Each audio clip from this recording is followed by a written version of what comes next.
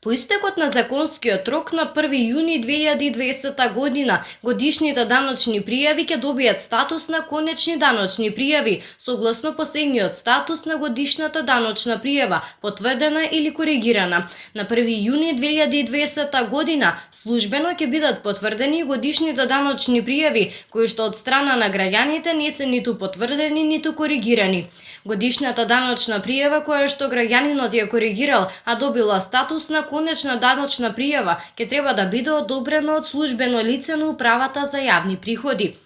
Доколку службеното лице не ја одобри коригираната даночна пријава, ќе се донесе решение за утврдување на данокот на личен доход за 2019 година. Воедно, апелираат до граѓаните кои што оствариле приход, а се уште не се регистрирале на системот е-персонален данок, истото да го сторат во најкраток можен рок, имајќи ги во предвид бројните придобивки на користењето на системот, меѓу нив и заштедата на време кое што досега даночните обврзници го губеа чекајќи во долги редици пред шалтерите во даночните канцеларии на Управата за јавни приходи.